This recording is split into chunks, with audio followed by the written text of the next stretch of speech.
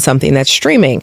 And I just did a film for Netflix, and I love Netflix, and they've been so amazing and supportive with my career. But we were having this conversation about streaming and the difference. And the difference is, we are usually, I know for me, I'm usually folding clothes, washing clothes, making a bed, cooking, doing 5 other things while I'm watching a movie. Yes. And so the content of that film has to, in some sort of way, have a little bit of repetition so that if your audience member walks away for 20 minutes and comes back, they can plop right back in. Yes. When you go see a film in a movie theater, you can't do that. You can't rewind it. You can't, if you get up to use the restroom, you better pick a time that you think it's going to carry you to the next moment. Yeah, 'cause we didn't got commercials. We don't have commercials. Yeah. And so I think the quality of filmmaking is a lot different. And I think the content that's being, I don't love all of it. And I'll be honest too, there's something that's different too with I also love streaming. I love getting opportunities to perform and act. The world is changing, technology, all that. I get it. You know, I get it. We have to be accepted. But when we think about that early renaissance of the 90s black rom-coms, just family movies, early 2000s, I mean, soul food. Yeah. Ooh, forever. Body shaped like a Coke bottle, so we Hey, can call Cola. it Coke bottle. Like, girl, come on, Bird. That's my husband. That's my husband. I loved Oh my God, I love Vivica was so great to me in that scene too. You know I love me some Vivica. Cornbread. I love that movie. Cousin Faith with her fast ass. You know what the family did? The family. My husband. Vanessa was amazing. I remember, wait, hold up. When we filmed that scene and she said those lines, I was like, yes, Vanessa. I couldn't even act in the scene because she was so good and she was so proper and so regal, and I was just so tripping that this was like Vanessa Williams in the same scene with me, right? And Mekhi Phifer with his fine ass. Wow, that man was just too fine. He's still fine. And they was mad at Bird. Like, they wasn't mad at me with my blue nails. Okay, girl, up in there doing hair. With the crimps. That movie. Speaking of all of that to say, I realized that a lot, even with my movie in early 2000s, 2004, 2006, Akilah and the Bee, didn't do well in the theaters. Yeah. It did amazing with DVDs. Yeah. And so it's very interesting. Even with you, speaking on Love Jones, you talk flop. But then it's this, so it's interesting because I feel like now we're seeing where we don't have DVDs anymore. But to me, that's what streaming has become. Absolutely. Where these movies that were hits on DVDs that people bought from home that maybe weren't big in the theaters, it's now unfortunately hurt the cinematic opportunity for rom-coms and those kinds of films. Yeah. Because now they go straight to the DVD. I know. They totally go over that cinema part. And I don't, again, it's like, it's interesting as time changes. I'm not sure how good that is for artists or how not. I don't know how many of us get box office back end. I don't know. I think we're in the middle of where we don't know. Right. Because we're it's like 1 foot in and 1 foot out. I'm just hoping that the tide changes and we end up, having that experience in the movie theater. I hope that we get back to that. Because I think it's like I just remember we used to go to the movie theater every Christmas day. That was our family thing. And there's usually like one good film during Christmas time, but like it's hard to find options. It is. So it really, really is. You said in the same interview about Love Jones that you felt Nina is the most like you. Mm-hmm. Why? Love that character. And Bill Bellamy was hating so bad in that movie. God, he's such a hater. He was hating on Darren. Bill Bellamy, you're a hater. Where are you? Bill hating us, Bellamy. He cracked me up in that movie. I said, this brother gonna come to the club again. I said it when we were shooting. I said, damn. Well, the interesting thing about Love Jones was, it was one of those things where I picked up that script again. Yeah. Read it in one swoop. And I was just like, and it was a lot like me in the sense that it felt like I was in this world, like I was just submerged in art. Mm-hmm. And, my dad was a poet and he was from Trenton. And so Chicago and New York have a thing. Y'all shot that in Chicago. We did. Yes. My mom actually tried to write a song for that movie. She did? Yes, she did. Oh my God, I love From Chicago. You know how Chicago has so much talent, but they can't never, it's like such a thing. I know. Yeah, anyway. But anyway, we did soul food with Chicago too. Yep. I've spent a lot of time in Chicago. I really, really love Chicago. Soul food was so true to me and my family. They ain't cutting off my leg, and that's that. Like that movie, we all got Big Mama. I mean, I don't even remember half of the stuff that she remembers. Big Mama told me we got to get the family together, so I came for Sunday dinner. Girl, that movie is my life. You know all that. I'm a mind. I'm like, family got to be right. You know, let's stop with the diabetes. That movie, yet again, about how soul food, like how do we come together and not kill ourselves? I know. With the food. Anyway. Prayer and God and having a way out and community, all of that. But I will tell you something. So, you know, when you shoot a scene with that many actors. Oh my gosh. Girl, I wanted to throw that chicken across the damn table. It was so long. Yeah. That coverage. Anytime I see a scene that has 3+. I'm a vegan and I also am at the end of the table. And at this point, I've gone to the bathroom. You know what I'm saying? How do you get out of the scene? That's all you think of as an actor is how can I get out? That's what John Stamos taught me when we were working on the TV show. He said you just got to find your way and exit. You just see, and he's good at that too. He's actually famous for that. He's always doing that. That's how he get that coverage down. Oh my genius. We have to talk about another favorite of mine, The Best Man, iconic. Baby, this is Keke Palmer, yeah. I mean, let's just get into the slap moment, which apparently, so wait a minute. It's Taye Diggs, he said it was improvised. A liar. Taye Diggs is a liar. And I actually called him about this because I was like, you need to stop. This is such an old story. And you're also making me look like the villain. And I'm not the villain. Howling. Because then Michael D. Lee said it wasn't. It was absolutely scripted. Malcolm D. Lee. Well, thank God somebody stepped in and told the truth. That is how. Why does Taye do this? I feel like Taye is always messing around. Taye is messy. I love that. I love him, but he's messy. And also, you know, we're all like brother and sister on that. So like there's a bond between us that like I guess he feels like he can just mess with me. For sure. Publicly. But publicly, like, come on now. You guys were so cute. And then even the most recent that was on HBO. Or was HBO? Yeah. It was, no, it was Showtime. No, Peacock. Peacock. Yeah, on Peacock. I watched see the how whole many stations there right. are? It's just cable at this point. God damn. Cable. You know what I mean? We can't keep up. But Peacock, shout out to them. We love them. Yeah. They did the new Best Man. I love just seeing you two together. The chemistry is just palpable. I mean, it's just so. How was it working on that film in, you know, the first time and then seeing how the franchise is so beloved? Even all to this time. Yeah, I mean, you just say, thank you, God. This is so great that we've done something that's actually touched people so deeply. And you know, I look at you with your short hair and I envy you because I'm like, should I go back? But it's your look. I even put freckles on, you know, because I wanted to talk to you as you. It's funny. Can you see my freckles today? I always see them. A little bit. Yeah. I'm trying to do I've been doing less coverage. It's coverage. So pretty. Thank you. Yeah, I love freckles. I feel like freckles make you feel and look younger and fresh and so cute. Oh God, so are you. You're very cute. Girl, I just live. So cute. Listen, we were coming off of COVID. Yes. It was my first job back. Right. I was smack dead in the middle of menopause. I had gained 30 pounds. I didn't feel beautiful. I was drinking red wine every day. I slipped in the snow and broke my arm. Like, it was just not a good time.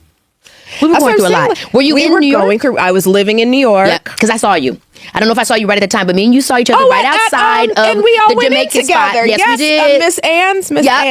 We were right. No, Miss Lily. Miss Lily. I said, hey, girl. I said, come on in, Keke. Yeah, I remember that. Anyhow, but so it was a tough time for everyone because we all needed to work. No one had worked. Yes. And so we were getting the gang back together and people had changed and had different ideas about their characters. And I think we landed on something that felt honest enough for us as actors, and entertaining enough for the audience. Yes. But honestly, I felt more adult in my skin than the characters allowed us to be. Interesting. I was like, I wanted Jordan to feel more settled at that point. Mm-hmm. But I also realized that she wasn't settled in the last one, so we kind of needed her to see her feel unsettled before she made real strong decisions at the end. So I guess it all works out. And I feel like she's very representative of a woman that I think that was introduced to us in that era early on, that really has cemented herself in media and just as an archetype in general, because she was a career. She was nuanced. She had this very unique dynamic with, Tay's character. And she was, I really related to her. So even at this point in her life, I really was into it. And I was into the evolution of all of them because I felt that it didn't try to wrap everything up with a bow. Well, that's good that you say that because, I've never actually sat and watched the whole series. Yeah. Not because I didn't love it, because I did love it. And that's what's weird with your own work. I don't watch a lot of it. I sometimes I'm like, okay, that's enough. I don't need to see all of that. Yeah. It's like you kind of, it's for the people. It's for the fans. Some things are just like, it's something that you do because people want it and the impact that these characters had and like it was fun and we are like I think we were the first franchised film, girl, with all Black people. When I tell you that I told Malcolm, I said, man, do the best man in college years and call me up. Right, like okay, the prequel. But there was actually a time that there was a conversation about that. We've got to do that. But I wouldn't be in it because then I'd have to be like your auntie or something, and that would be weird. You hate that? I mean, you could be me. You could definitely be Jordan. That's what I said. They better hurry up. I'm already getting older. Listen, because in a minute. You know what I mean? Like college, but you're not getting older, but like. Okay. It's like we're pushing it. But I really want that. I really want that prequel. I also want the prequel to Why Did I Get Married? I want it to be How Did I Get Married? Tasha Smith.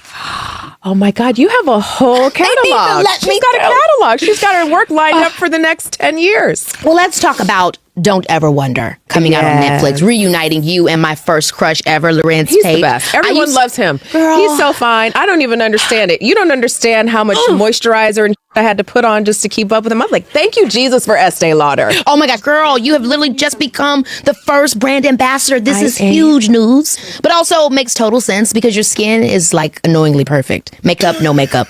It's starting to get sickening. What do you do? She said 5 things in. Listen, I am first of all, I will not support anything that I don't believe in. Yeah. And advanced night repair really changed the game for me, especially in LA because it's dry here. The water's dry, the air's dry. And so it's like giving your face a drink of water. And the first time I tried it, I was like, oh. And then it was like, oh. And then it was like, oh. And the hand cream and the skin. There's so many products that are. And I think here's what I really think. I think sometimes people don't think of Estee Lauder because it's been around so long. Sure.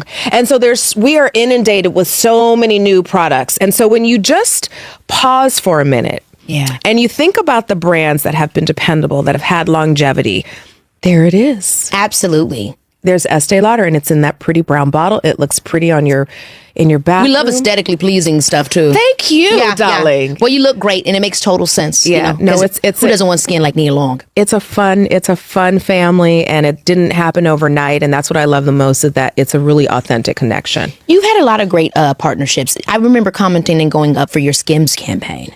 Fabulous. That was awesome. I didn't eat for 3 weeks, maybe 3 weeks. What were you when they called you up with that? Was there any because it is all about skin and being showing the what I mean? What were you kind of like, let's just go? I was like, finally, there's a reason to lose 15 pounds. You were crazy because I was not going to play myself. You look in so my Skims. Good. I'm really great friends with Kim, one of Kim's partners, and she called and I was just like, yes, let's do this. And I was also in a place where I was coming out of a really long relationship, and I wanted to like reclaim my sexuality and my sensuality, and I wanted to feel good in my skin. And we were past COVID, and we were past breakup, and my kids were getting older, and it was like, I am woman, hear me roar in my Skims. That's everything. And I just said, I'm going to do it. And it was one of the best shoots of my career. There were so many amazing women on that set. And I actually let Kim know. I said, Kim, I just have to tell you that was one of the best shoots of I didn't have to readjust the lighting. Because girl, we love a great creative team. Can we talk about the lighting? It can get spooky. Listen. My girl Kenya is like, she needs a bounce underneath. I'm glad it gets to that point. Okay, I don't know who that is that you just acted. Hey, Kenya. She does the glam and she be directing the people on set. They be tired of her. But no, listen, you have to have that. Yeah. Because it's just not, they don't always light for us. So you have to be able to say it and you have to just know what you need and that's it. Yeah. And if you do it in a non-emotional way, it just becomes like, okay, can I have a glass of water? Can I get a light in my eyes? Can I get a bounce? Can you not light my neck? Girl, your neck look good. What, you putting the Estee Lauder on there too? Yes, neck cream. I've been using neck cream since I was 20 though. Girl, I hope I didn't run out of time. I gotta hurry it up. I feel like I started too late, bitch. It's so much we have to think about. The hands in that neck sneak up on us. Hands. The hands in that neck, because you can't really Botox your neck, you know? I think That's you crazy. can. I haven't. Look, I haven't. Then you like this. No, that would be crazy. Like, hey, y'all. You're like, what? I think the key is to, I'm looking at my shot. I think the key is to kind of, I'm trying to be, you know, you kind of got to be in here. And you just... Girl, I'm out. And you just move your eyes. You don't Literally. Listen, I wear a ponytail for a reason. Snatch it. Period. But you gonna eat a silk press down every time. Every you know what I mean? time. Every time. Well, speaking of love, because I love that you just brought up that whole, like, I mean, stepping back, and I'm single, you know, stepping out, like, how are you feeling about dating? How you having fun? Are you it's interested? stupid. I hate it. So, it's so dumb. I want it to be like the 90s, how y'all made it look in the movies. It ain't fun, Nia. I want flowers sent to my house. I need you to show consistent effort. Like, I need you to show me that I need you. Okay, because that's the thing. That is... Y'all want somebody to play dumb, but then you already dumb. Now we both dumb? Okay, I'm leaving. I gotta go. You know I'm not lying, Nia. You know I'm not lying. They want you to play dumb, but it's like you already are dumb. So now what do I do? I'm sorry. Somebody's got to teach somebody something. Somebody has to be the student and someone must be the teacher. It's getting to the point that I was at one of these events and the guy next to me, I mean, he's talking to me about he just going to France and he and we having such a great time.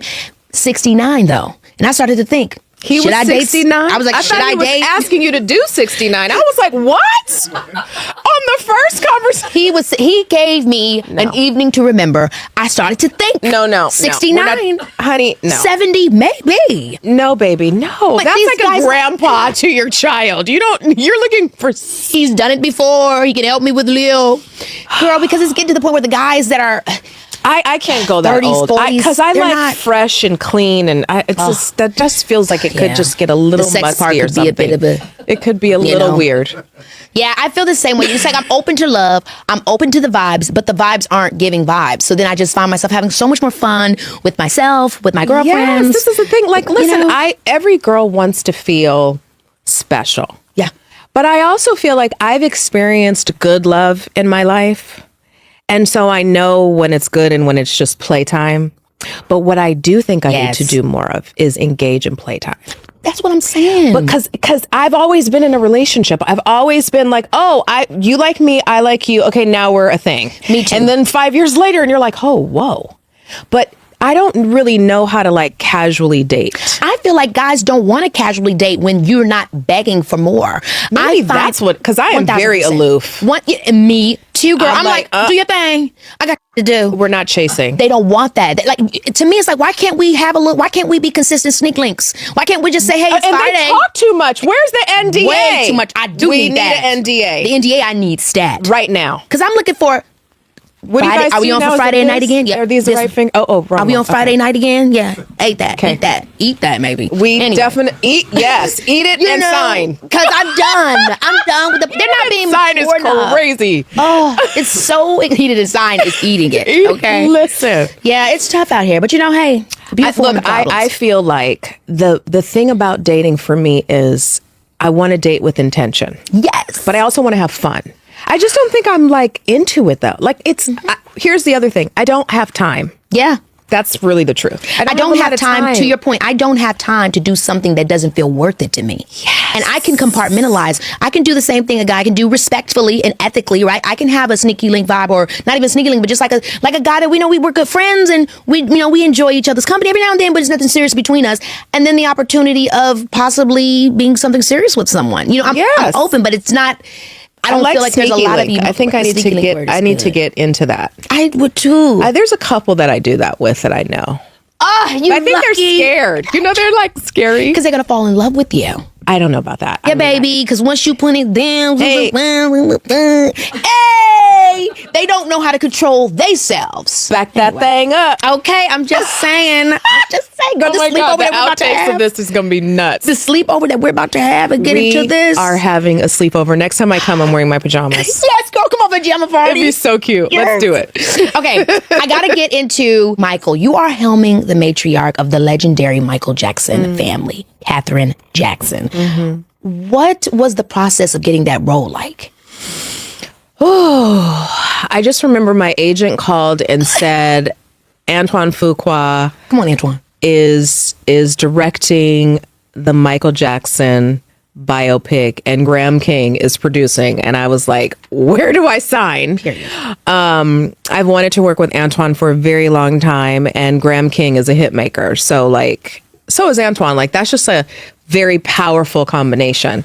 And they said they need you to do a Zoom tomorrow morning at it was like something crazy, like 8:30. And I said to my team, I said, you have to lie, because I need a minute to get my together. Period. Because this was right off of my big breakup. And so I was still kind of a hot mess and figuring out my life. And I literally was like, I got to get my hair done. I got to go. I needed to pour into myself. So anyway, we do this Zoom. I do this Zoom with Graham for an hour and a half. And I'm just telling him about, my life and how I met Michael. And when I met Michael, he said, you're Nia Long. It's so nice to meet you. And I was like, the only thing I ever said to Michael was, you know my name? And and then I was kind of I couldn't talk after that. So, and my mother also worked at his label at the time. So we would steal photos from the record label, real ones, and take them home, and they'd be part of our collection. And then, we just talked, and there was just this really wonderful understanding of who Katherine was. And I asked a ton of questions, and I pulled from my own experiences as being a mom, and I was offered the role, and I just was couldn't kind of believe it, because it was one of those things that just literally fell out of the sky. And that's the thing that we cannot forget. What is for you will find you. That goes back to what I was saying that's so awesome about you and what you represent is there's this constant sense of grace and ease, and I'm still on top, and I think people have to see that and know that and remember that, because everybody operates in a different way. And so it's if you no matter what, the cream rises to the top, no matter what. And how you get there is your personal journey, and the way in which you get there is your personal journey. And what feels good for you is part of the thing that makes you have all of the things that you have and all of the opportunities that you have and the impact that you have on the culture. Yes. That's when you can identify, that's your truth. That's your power. That's your superpower. I know for me, if I try to do things that don't feel authentic to who I am, I pause. I'm like, okay, you're being performative right now. Stop. You don't have to do that. You don't have to do what works for someone else. And we all get caught up in it, especially someone like me who rarely goes out. So I go out and I'm like, where's the magnesium? I'm having a panic attack. Come on, magnesium. Yes. I'm like, oh my God, there's people in the room. Girl. And it's let me get out your way. And I'm in the car already. That's why you saw me in the parking lot leaving. And you see I was right behind you. I was like, Massa, it's time to go. Come get mommy. And I like that about myself. Yes. I like that I know when it's time for me to leave. I like that I know that I don't have to do what you do to get what I need. It's a lot of confidence, but it's important. It's confidence. It's also knowing my limit. Yeah. It's also being aware of my own insecurities. It's also just being a grown-ass woman. Period. Because it comes, and when it lands, you're like, ah. You're like, you start singing Lion King out of blue. You're like, what? Who am I? When do you think? I probably feel like there's been many different phases of it for you. I mean, womanhood. But when do you feel that the wave of it that you're riding on now really hit? Proving to myself that I can do all of it, and still feeling empowered to do more. I can be a great mom. I can write a book. I can do a film. I can produce another film. I can develop something over here. Because When I was younger and like in the thick of being a mom, I felt like those things weren't attainable, that I couldn't, I'm not ready for that yet. So just knowing that it's my choice to say that I can do all of those things. I love that was not something that was attached to an age or a moment. It was literally attached to capacity, you know. Capacity. Yeah, that's really cool. Yeah. That's the thing. It's knowing when it's your time to do certain things. Love that. Well, it's unfortunately I kept you overtime, and you know, this has just been the best time ever with you. More money. Okay. Y'all heard her, she's not lying. It ain't coming out of my check. Okay. Amazon got plenty. I just ordered groceries, and I know what I spent. Working with Amazon drives me crazy because I feel like I give them their money back every time. Do you get like gift cards? Because I just be shopping on here. No, they don't give me no damn gift cards. They don't give. They just pay me, and then I'm finding myself on Amazon anyway. It's like, what's up? We got to add that to your contract next time. Girl. For your guests, I feel like your guests should get not the. Girl, you got me already. I'm about to call the lawyers after this because that's good. They should give me an allowance for the Amazon. Be a shopping allowance. Shopping allowance. That's. See, this is why she Nia Long. I'm always trying to find a check. Okay, I always play a game with my guests before they leave. Let's do it. And so I'm going to name a category, and you're going to induct one film or character of yours into the Nia Long Hall of Fame. Okay. Don't overthink it. Just go with what feels right. Okay. Okay. The film that aged the best. Love Jones. Ooh. Mm-hmm. The character that was the biggest stretch or most difficult to play. I want to say Katherine because I had such a huge responsibility to do it right. And, you know, Katherine is so graceful and there's this quiet strength about her. And so a lot of times I had to go against my instincts as an actor to be true to her.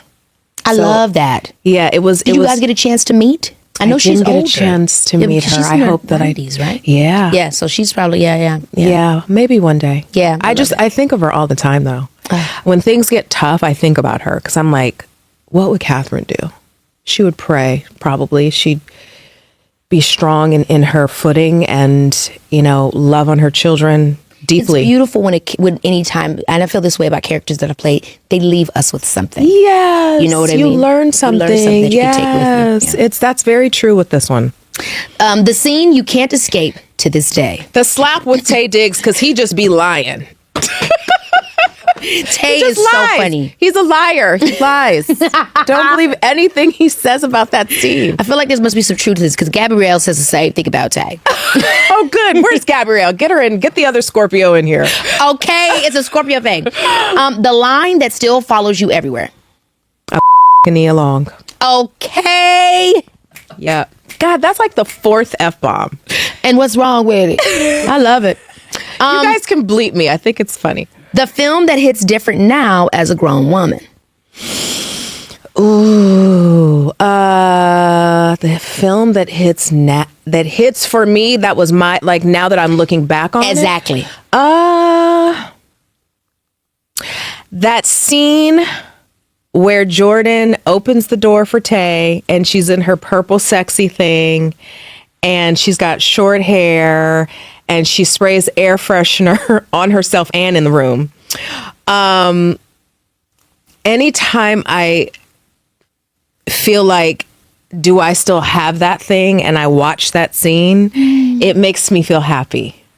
Like, oh, she's still in me. I still feel that sexiness. I can still wear that same negligee or lingerie and feel sexy. It's just a different version, you know? I love that. Yeah, she's like my sex kitten. Oh, I mean, Jordan, I just loved. You know? We all got to have a sex kitten.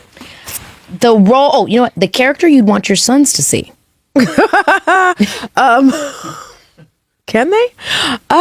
Brandy from Boys in the Hood we recently watched. I recently watched that with Kez. I will never forget that scene that they redid in the Wayans movie when he doing like this.